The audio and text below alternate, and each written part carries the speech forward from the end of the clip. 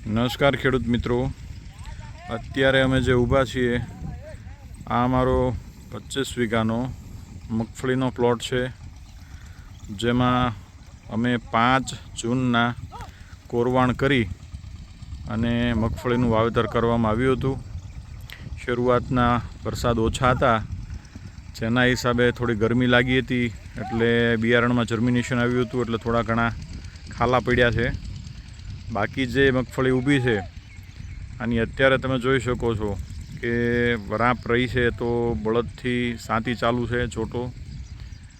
એની બાજુમાં tractor operated pressure પંપથી જીવામૃત, ગાયની છાશ અને ટ્રાઇકોડર્મા બેક્ટેરિયાનો સ્પ્રે ચાલુ છે. બાજુમાં નાનું ટ્રેક્ટર, મિની ટ્રેક્ટરથી પણ સાંતી ચાલુ છે.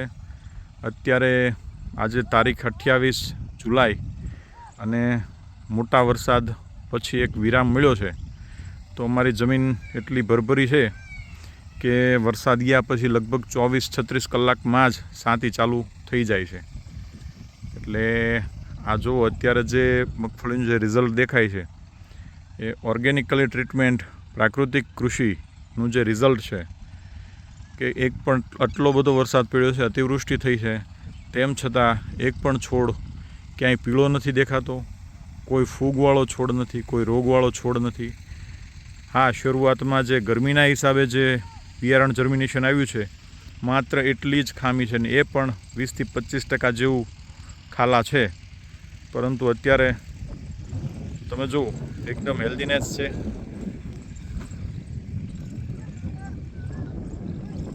તો દરેક કૃષિકારોને મારી એક ખાસ નમ્ર વિનંતી કે તમે પણ તમારી ખેતી પદ્ધતિને આવી રીતે ઓર્ગેનિકલી, પ્રાકૃતિક કે ગાય આધારિત ટ્રીટમેન્ટ કરશો તો તમને આવતા દિવસોમાં સારા રિઝલ્ટ મળશે.